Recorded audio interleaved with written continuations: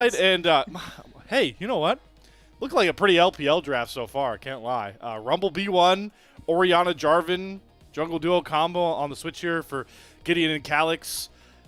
And Bessa would definitely throw a rung in anything I'm thinking of, but I don't expect this to be locked in. So yeah, we'll see. You know, anything can really happen. Kellin has, I think, played Rumble support before.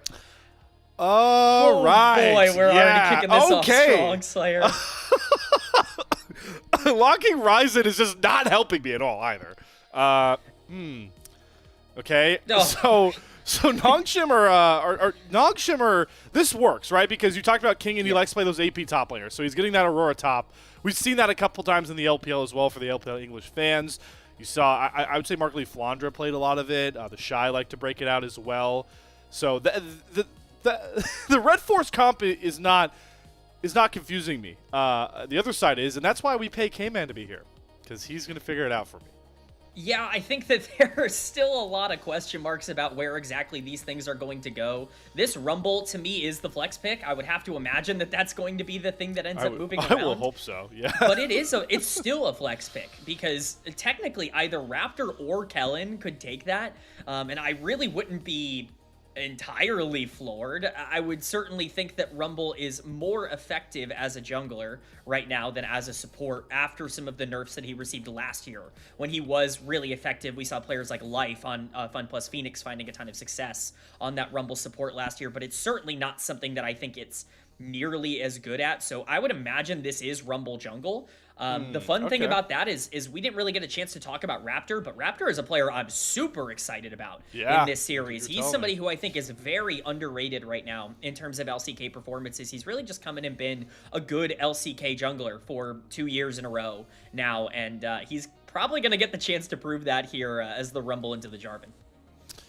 I do want to make it known, I'll get yelled at by our own Alk battery if I get this incorrect very shortly, but I am pretty confident ASI is on 2519, so not Worlds patch, and then also not the patch, you know, where we're starting to see AP junglers get a bit more love. That's what Riot's kind of trying to retool jungle with. So while we think about Raptor going Rumble, it's not a meta where this is more suitable. We are still in the past where AP junglers are pretty hard to come by justifying unless in very far into a series fearless formats. Jin going to come through here for Jiwoo, so he is going to be playing a pretty good supportive role. I will say I'm very hesitant for when you're able to pick the Jin in spots that you can play it.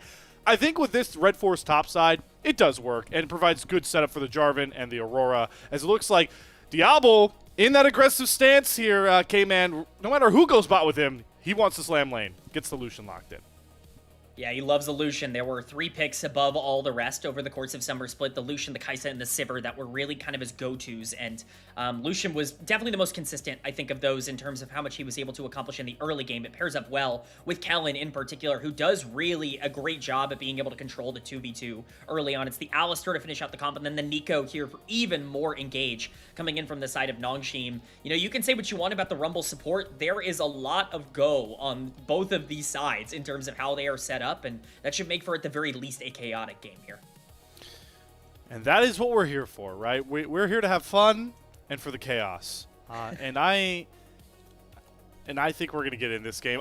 I'm more excited to also see just the bottom lane throwdowns they're going to come across in this series in particular. Especially like you noted, we're getting Lehends Nico, so going to get pretty creative early and often once that Pop Blossom comes up.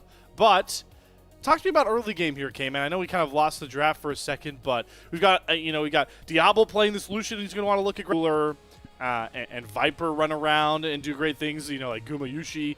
This guy's threatening all pro ballots. Like, this is another chance for him to kind of sell himself to whoever can become the highest bidder for Diable and where he can continue to prosper his career. But it is his first international tournament debut here, as we are on to the Rift for Game 1 here. BNK taking on NS RedForce. We've had some fun picks, and all eyes are definitely going to gravitate towards Raptor and how he does on this Mbessa jungle, but Lehends is already getting a little bit crafty. If there's one part of the game where he's going to have the support advantage, it is going to be the Nico Alistar level 1. Yeah, this is certainly going to be at least slightly in favor of the Nico early on. Shouldn't be too bad for BFX. Eventually, Diable is going to be able to have a ton of pressure in this laning phase. Third global Mbessa jungle ever. Never won. So here's your chance, Raptor. We were saying it, Slayer. We want to see whether or not these teams are going to lock in, take everything as seriously as possible. Well, here's your Mbessa jungle. We'll see how it works out for him. Got word that the BNK, the former Live Sandbox, were very close to Worlds, so I've led you all astray. So this is a big moment. I believe they were close a couple of times because they had the Prince roster that was close. Yeah, I believe that original roster was close as well, with Summit and with, I want to say, Fate. I'm trying to, back in like 2018, 2019 when they were coming up, they also, I remember, were quite close. But Nongshim not unfamiliar with that situation as well, having that shout out roster current, with Peanut, or I guess now and former course, LTA South top laner Summit and you just Kellin up there. That almost made the World Championship. Got to shout out the home region. It's good to see both of these teams getting some international now games. Isn't home region? It's going to be confusing until we get over to 2026 on that one. Start to see a bit of this clear come out here from Raptor. Going to make his way up towards the top side, but I like to see that Gideon is just skipping camps. This is what you want to do on Jarvan. Let me look to make immediate impact. Pathing mid, and he's going to wrap all the way around on VicLa, who is likely going to have to flash, or Gideon just shows, and then early through the VicLa backs of off. that All right, Jarvan, well, trying to make things a bit more difficult for the laners in particular. Wave's not in a great spot. I guess that's the one you take if you're RedForce. It's going to be a pretty decent win here, so definitely nice for Nongshim to get. Have I lost Kman? I gotta check out this Raptor. I guess Kman took a tactical. I gotta know. Pause. Either I've lost Kman, is audio or down? I've lost We're everybody. Getting some stuff in the chat. Whatever the case, one of the two is going on right now. Rocking here. I am just going to keep on operating like nothing is. Let me check and see if nothing is in the. Oh no, this is. I see what's going on. We are getting trolled by remote broadcast just as much as we seemingly got trolled earlier. Well, I apologize, audience. We are getting Discord diffed. So, all right, looks Kman like and I it's might. just a small Hello. Here we go. Okay, Kman, do you hear me now? Yes. We okay, are back. all right, yeah, we are connected again. We got 5,000 pinged on Discord. That is what happened for the last couple of minutes. I apologize, loyal viewers, if you likely heard me and Kman both talking about the fact the other person wasn't talking at the same time. That might have been a bit overwhelming, but we seem to be back and luckily haven't missed too much besides the fact that Gideon and Raptor have both been able to impact mid lane, so VicLa and Kalix are going to be without flash on two immobile mages. So I would definitely like to see Gideon revisit that and try and punish VicLa early on this scaling rise. Yeah, that's exactly what I was talking about. This is what I wanted to see out of Gideon. Is like this is the dream early game. Exactly what you want to see out of the Jarvan. You want to see him blowing summoners as quickly as possible. Not only setting up for repeat ganks, but of course making a lot of those contests around these first objectives easier for the team. Because if you can start stacking that, things get a lot easier for the front to back for Nongshim moving forward. Low health bars in the bot side as well. Jiwoo does not have the mana to really contest. He's going to have to flash away from Kellin. Flash forward, Tangle Barb is going to grab both, and with enough damage with the crit shot, that is Jiwoo picking up first blood, and Kellin having to flash away from a deadly flourish. No Shen, no Elise. That means Lehends is locked in, and he's got RedForce a 1-0 lead in the kill count.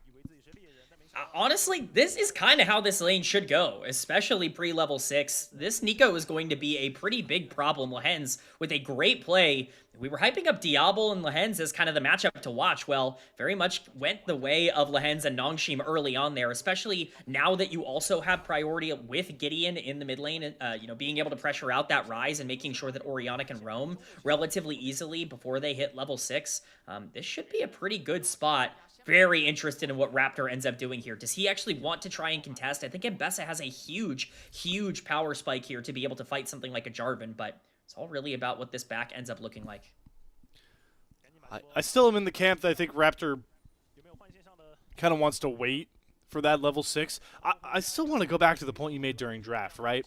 Is if we're thinking when can you, like, make an Mbessa jungle work, it's got to be with solo lanes that have that hard CC setup constantly, right? Like a Talia flick back, maybe you're thinking of, or you've got like a ton of top lane options that can set it up. But right now, we're just going to see a very short Realm Warp, and hey, maybe this is how you deliver Raptor. But the problem is the Shockwave's going to grab VicLa under turret. Luckily, it was a great dodge from Raptor, and he will grab the first kill for BNK on that Ambessa jungle. We don't need hard CC here, Kman. We just drop the Ambessa right on top of the enemies with the Realm Warp.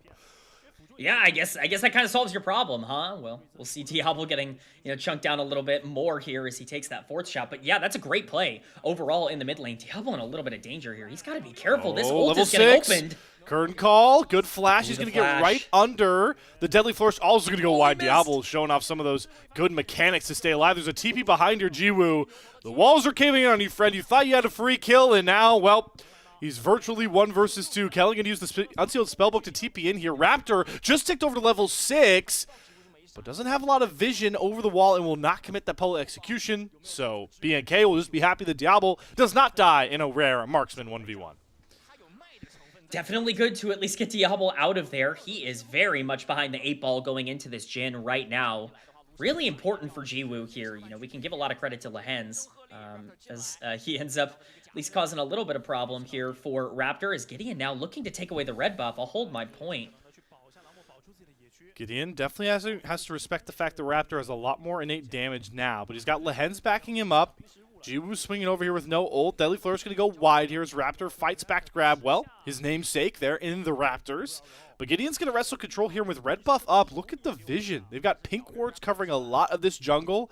It's really hard for BNK to make any sort of argument to push in to get that red buff back. And Gideon's doing a really good job slowing down this power-clearing Ambessa that is yet to win in a professional League of Legends game across the world so far. I absolutely love this from Gideon. It's exactly what he needs to do. He needs to try to take away as many resources as possible from Raptor. Not always going to be the easiest thing in the world, but use the priority you do have at this current moment. Gold is completely even here 8 minutes into the game. Very, very interested to see where it goes. And not Ambessa, the Aurora with a small lead on the top side. Kingen doing a good job of laning into clear, something he's done pretty well throughout this year. But at least right now, it looks like it's just going to be a bit of a trade of major neutrals. Gideon doesn't really have the backup to try to go for a steal unless he just dives into the pit here. I do like the fact that Raptor prioritizes grubs. I think Ambessa, another advantage she brings, a lot of her AoE damage, is kind of just churning through those grubs. Especially helps that Clear does sacrifice, I think, a majority of a non-cannon wave, so he misses a little bit of farm, but not too much. Still is about 2 waves behind Kingen. That is the main top lane advantage so far for them. Grubs, though, definitely feels like a pretty big win onto a team with a Rumble and a Rise. Really could just delete those waves and give a pretty clear avenue for BNK to play through once we get out of these lane assignments in a couple of minutes. I want to give a good amount of credit here to VicLa for being able to, be ahead in the mid lane. I get the kill really helps, obviously, onto Kalix early on in this game, but it's not always the easiest matchup to be able to generate large CS advantages or resources in. No. Diable completely caught and starstruck. That's a Tangle Barb, a Deadly Flourish. That's the CC that this innate bottom lane for Nongshim brings. And Diable, the only 2 deaths, or both deaths, the only deaths for BNK under his name right now. Unfortunately, this is part of the package when it comes to Diable. If he were a perfect player, BFX would be in a bit of a different tournament. He is going to make some mistakes, but it's all really about how Nongshim can capitalize. They continue to take resources away from Raptor to try to make things a bit more difficult for him on the Ambessa, but the real prize here is going to be the Dragon in 2 minutes, and it's the setup that's going to be really in favor of Nongshim. I think that the 3 grubs are awesome for BFX's comp with how many side laners and how much wave clear they have throughout this game to potentially try and split push, but if Nongshim can start stacking these dragons, it's going to be very, very simple for them to have that counter. They have the ability to kind of lean on VicLa as such a big late game insurance policy. So VicLa is the insurance policy that Nongshim's going to have to really try and cover for. It's going to be fun. This is a classic that we get in really any region, as we'll get a cinematic replay. Oh, missed these. Bounce a grenade. Ooh, caught in the middle of the auto, and Lehends says, oh, that's enough for me. Yeah, it's pretty simple. Honestly, as Lucian, there's no reason to be there. Obviously, Jin can be a little bit annoying to try and lane into when he is ahead, but you can't be really making those kinds of mistakes. We see the equalizer dropped. It's actually going to be setting up for a potential dive here from Raptor. The wave is pushing in. Gideon's in the area, though. Yeah, Raptor, got to make up your mind here. It's going to be spotted. There he goes. Public execution down. Won't even let the Between Worlds come across. Raptor has to flash out of the Cataclysm, though. Gets himself out of turret range. And now with Kellin here, can they think about a redive? 4 creeps left back up here. Poking and prodding. Kellin's going to go all in. He has that ultimate. Flash is not going to get him away from the pounding of the ground that Kellin throws down. Raptor next to try and pick up the aggro. They drop it, then re-grab it just in time. Perfectly executed dive. What you expect. The LCK standard, I would say, is BNK pick up a double. Very, very well played there by BFX. They did a great job of making sure that they layered that as well as possible. That can go really poorly, really fast. It's not easy to dive a Jarvan even if he doesn't have ult, but Raptor showing that this Ambessa jungle is not just a gimmick pick. It's absolutely something that he clearly has a lot of experience on, and they're definitely making the most of it right now. But as I said before, that dragon is spawning. Gideon back out on the map for this. Diable taking the trade with Jiwoo. Ooh, don't think he was expecting the grenade there. Gets slowed up on a lot of his culling. But I like to see Diable recognizing that he could still throw down despite the early deficit he goes into. Essence Reaver versus Youmuu's. Definitely want to favor the Lucian in those skirmishes if he can get closer and closer. So good to see Diable, despite the early stumble here, Kman, not losing any of that confidence that LCK fans grew to love this year. Diable, with or without resources, will be trying to fight. I can promise you that. That is the way he likes to play the game, and it makes for some really interesting game states and just map states overall. But it will be Nongshim starting up here on the Dragon. Jiwoo going to be getting that healing from the plants, but will it be enough? Right now, you want to make sure your AD carry's in a good spot. Kellin is not spotted. He's going to wrap around. Kalix, good use of the orb, but Kellin's going all in. Immediate flash from Jiwoo. They got a Pop Blossom on the backside here from Lehends. Dive forward for Gideon. They're just going to dunk down and get rid of Raptor. Gideon's going to smite away the dragon, but will fall as VicLa is completely untouched on the backside of this fight. Can he start layering these Qs? He's not able to hit him. The Shockwave flash through VicLa trying to go after, but the vision doesn't allow him to find the final Aldo. Kalix ends up picking a huge double around, and Diable doesn't have enough gas in the tank to finish it off. NS RedForce, 4 kills and a dragon to blow this game open. That completely changes what this game looks like. Nongshim is in a great spot moving forward, and it's their carry duo that plays it just about as well as you can ask for. Kalix and Jiwoo looking great in that team fight. They just get enough time to be able to prepare for the Kellin engage with that vision coming from the Orianna ball. We're going to get a replay here as we kind of check out what ended up happening. Kellin was in a fantastic angle to flash over the wall and create. The moment that they get vision on him, he knows he has to go, but VicLa's in the back of this pit. This gets very precarious quickly if Gideon isn't so aggressive diving in to pick up the kill onto Raptor. This dragon is likely gone, but look at the positioning of Jiwoo and Kalix here. Kalix in particular does a fantastic job of making sure that he's never really in too much danger. Of course, the shockwave goes down just in time to be able to interrupt Diable, and with Kalix living in that fight, it's a complete wipe for Nongshim. They're in a great spot. Like I said, I think they're front to back. Their 5v5 is a little bit more efficient. They grab the dragon. That's 2 for them. This is looking pretty good as a game state right now for Nongshim. Will say, though, it's interesting to see that Kalix going a build path that won't really allow him to maximize his punish ability as much on the Orianna. There's a lot of routes, right? There's been a lot of discussion on Orianna builds with the state of mage items here, but Blackfire Torch is not going to bring like a ton of big damage out of Kalix's Orianna just yet. Luckily, Jiwoo, though, will be able to bring that with the fact that he has the Youmuu's build. He's going to get the Rapid Fire next, and with his lead, that will be pretty punishing in this mid-game and set him up to be a very good utility piece going on. So like you talked about, Carries played that last fight really well for Nongshim, and they're in prime position to keep at it for at least the next couple of minutes before a VicLa rises anywhere near scaling up. Yeah, and right now the call is going to be on that Herald. Kingen once again alone on the top side. He's going to immediately drop the ult to clear the wave. Whoa, Kingen! I don't take it. He's looking for it. I don't think he wanted this game, man. Okay. All right, Kingen. A couple of things go down there. We get the Herald picked up on the back end of whatever the top lane play was, but look at RedForce just barreling down this bot side.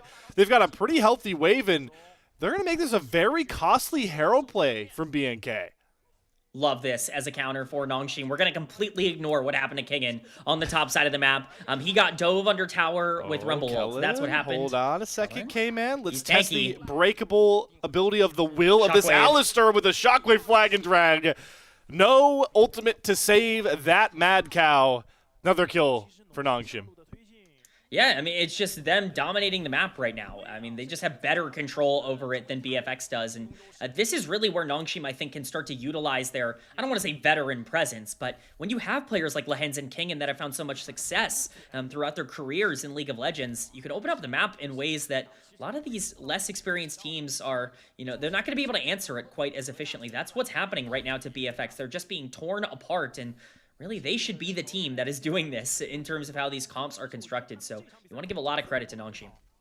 All right. Realm Warp from VicLa. Maybe they're looking for a play on Lehends. He does have to burn the flash. Turns into a cannon minion just maybe to taunt. Rocket Belt trying to get out. Eats an equalizer. That is a ton of resources the BNK pour in to not even find anything but a couple summoners off of the Nico. So not a huge Pop Blossom threat now for the next couple of minutes, but I don't know how much value you get out of that. Now you TP clear back topside. Kingen trying to get a top lane turret. Kingen. He's going to try and TP out, and it's going to work. Redemption not coming in time and clear without enough damage. So the chess piece is really moving around the map here for Nongshim, but they win on both fronts. Certainly not a slow game that we are getting here, Slayer, in game number 1. Both of these teams coming with a lot of action. I think the real consequence of the play that ended up being made onto Lehends is this dragon spawning in 40 seconds. A lot of that setup should be pretty free for Nongshim without really any threat of an engage coming out without the equalizer or the realm warp for BFX. So definitely at least a bit costly to not pick up the kill onto Lehends. This is sole point. If Nongshim can get this Cloud Dragon, this game is going to start looking harder and harder, even with 3 grubs and, you know, Herald going over to the side of BFX. I don't know if they're going to have as much map control as maybe they're looking for. They just continue to try and punch this Aurora, but at this point, unless Kingen continues to screw up, it's going to be difficult. Yeah, BNK making what seems to be a pretty big investment into this top side, excuse me, but like you talked about, they're not going to get Kingen. Kingen's even going to respect the fact that he could get dove under that tier 2 turret. He's just waiting for the wave to come up, and now, I mean, look at what BNK is doing. They're having to back on this top side, and they're not even going to be able to threaten the tier 2, so they don't even get to try and ascertain a gold for Drake trade here. It's just all Nongshim. And this is exactly the problem with not being able to kill Lehends, or even really going for the play in the first place. You don't have Rumble Equalizer, you don't have Realm Warp, so they just feel like they can't 5v5, and they already have a comp that's a little bit weaker in a front-to-back perspective, because the Jarvan and the Nico can all just dive on you with the Orianna ball, and it just creates so many problems. You don't really have a lot of ways to deal with that, and so once again, it's Nongshim understanding exactly what their comp needs to do. Even Kingen, who's had some up-and-down moments here in game number 1, understanding that he just needs to play safe, and it's them getting a huge resource, which is sole point for free. Now we can kind of get into like the nitty-gritty of why I feel like Nongshim have had a pretty stellar draft, especially to limit what we talk about is a strength here for BNK, which is Diable, right? You rarely do see Lucian come out with a tank support pairing that isn't Braum. At least maybe this is my LPL brain coming across here. Kman, you can correct me later, depending on how LCK maybe thinks about it. Wonder what it would have looked like if you give an enchanter to Diable like a Nami that would have allowed him to really play aggressive and try and get a lead, because you're relying so much on this Lucian. And now for Diable, if he gets somewhat of a good job catching up, right? He gets to an IE here that he's building for on this Lucian. How do you play Lucian into a Nico, a Jhin, an Orianna, and an Aurora that all can just space you with damage? We're going to have to see now is Diable's going to look for the engage here with a Culling. They're going to run more VicLa in. Gideon's going to flag drag, knock him up, then throw him into the Cataclysm and burn him down. Clear not going to get out. There's a force shot to the forehead coming across there from Jiwoo between Worlds and Curtain Call. Layered at the same time. Raptor's going to get slowed up. He won't be killed by the Curtain Call, but it is his final bow out of the fight nonetheless. Nongshim running away with this game, and, well, they're actually going to sprint themselves right down for a very powerful buff known as Octagon. It's a very errant engage coming in from the support of BFX, who has been quite controlled and quite consistent throughout all of this year. He's really been a big piece towards why FEARX has had so much success. Kellin not having the best of game ones, and you kind of called it, Slayer. I never really got a chance to talk about the Lucian bot lane combo, but the big problem here is that the champions you mentioned, the Nami and even a lot of the other enchanters, they're not Kingens, or Kellins, I should say. He just doesn't really play those champs as efficiently as the rest. And we can see here the Alistair engage is just disconnected. Never mind the fact that the Pop Blossom lands on no one. Nobody has to see that. He can't get up there. He can't even play the game. The spacing here is so poor because the range is just so bad from BFX. And this is what I mean when I say that the front to back, the 5v5, is just so tough for BFX to win. Even from neutral, you don't really have a lot of easy ways to be able to play the game. And Nongshim taking full advantage of it.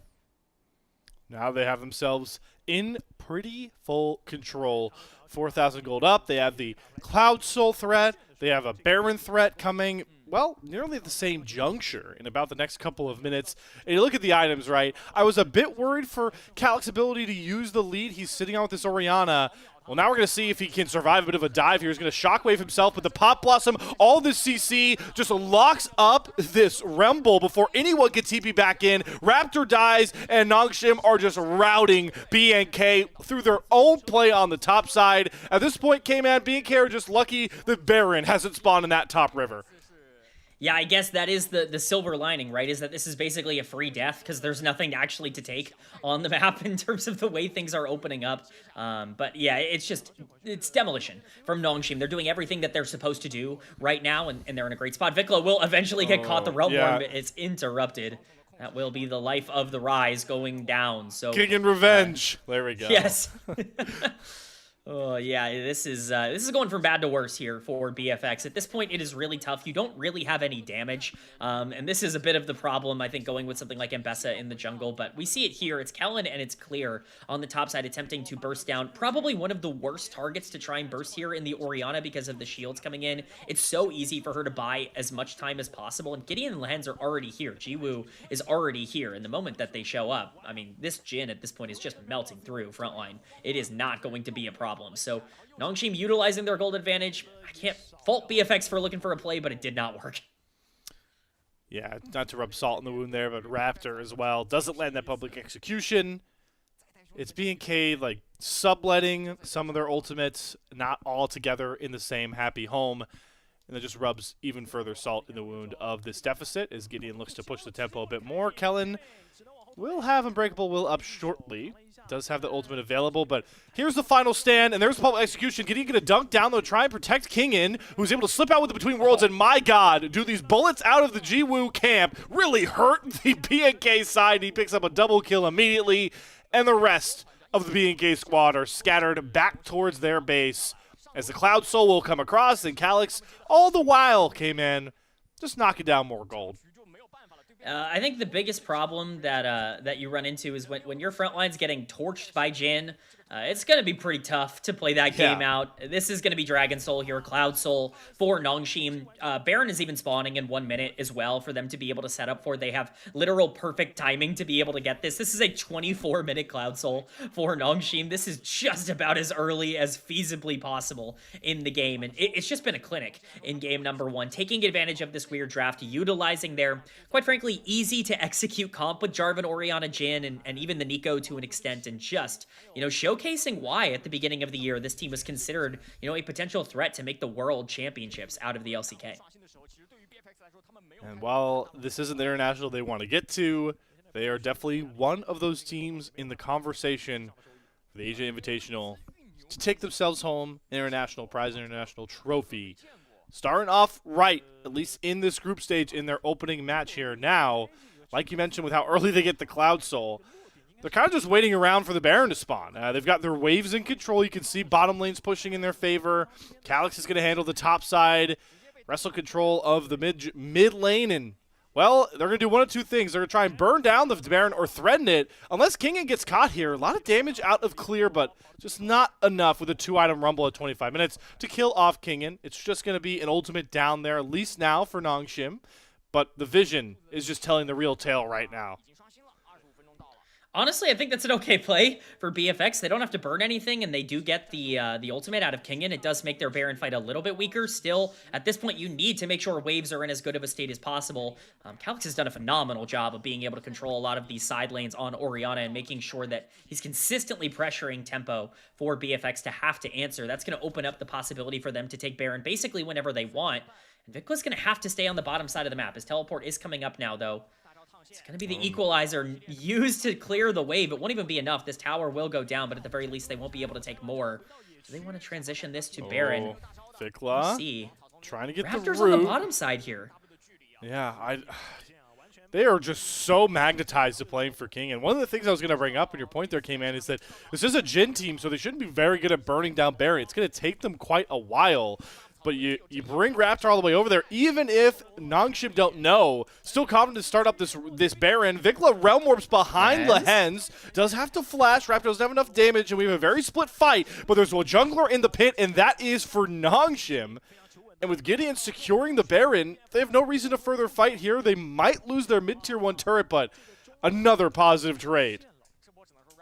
Look, I get we're 10k gold down. I get that this game is hard.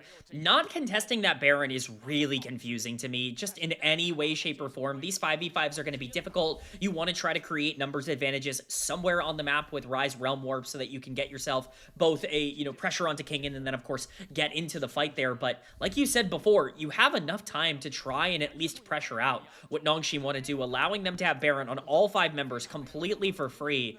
It basically takes a game that was sealed a little bit before and really makes it even more difficult to win now, because now you're looking at Ori and Aurora being able to sit in the side lane and push as consistently as possible. So, Nongshim just taking everything here.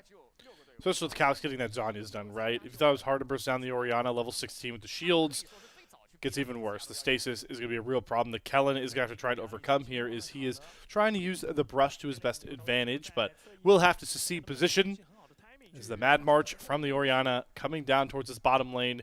Bit of a 1-3-1 or maybe a 1-0-4 starting to manifest here for the Nongshim side. Getting some chip damage into this bottom lane inhibitor. And they're once again relying on Kingen just being very safe and smart about when he can go up and down. His 2 deaths were a punish there from BNK, but they were under turret dives. Outside that, King's done a really good job stressing the other side of the map, and right now for Nongshim, it's gotten them the bot inhibitor, and they're even threatening these Nexus turrets. It's going to have to be Kellin looking for a flank. He's going to flash over the Tango Bar, but he's got nothing left. He's got no spells. He's just standing there waiting for Raptor to engage. It's a flank from clear, though. He's going to get some solid damage down. Raptor's going to get blown up from a shockwave, and this is what we call across the world a wallet diff right now for Nongshim. It was a good look from BNK, but they don't have the resources and they don't got the items to make it come together. Nongshim going to end off game 1, 28 and a half minutes in, and take a lead in our LCK v LCK bout at the Asia Invitational. Huge game number 1 here for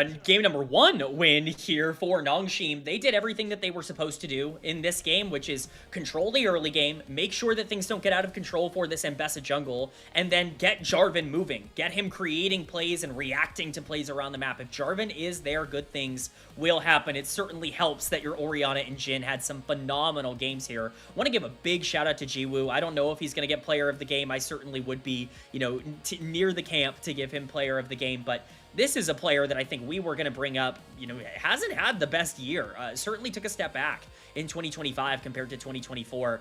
That was not the case here in game number 1. I think the one thing that stuck with me, Kman, was ease of execution, right? And it really simplifies a first game where you can have like first game jitters in an international that is new and fresh to everybody.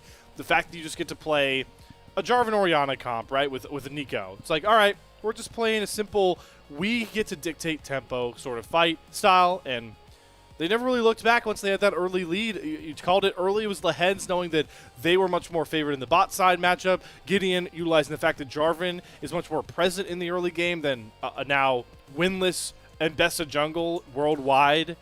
It's the simple things, and sometimes it's all you need to win a game of League.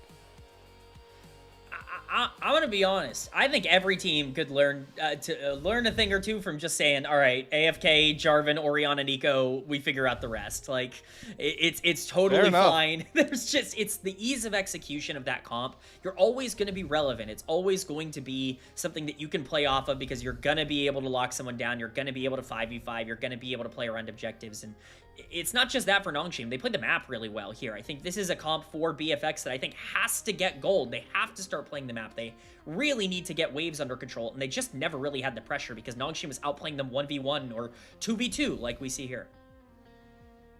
We talked about it a bit too, the fact that you put Diable on this sort of pedestal on the Lucian and just didn't feel like the right game or the right comp around it. This was really where BNK found a little bit of success. It looks bad early for Kingen. He dies like twice. They're able to find this re-engage on another flawless dive, but I do want to make sure Kingen gets proper credit. Some dives you're not going to live through, right? It's impossible to survive all of them. But outside of those dives, he was never out of position for these overloads that BNK kept trying over and over again to catch up in this one.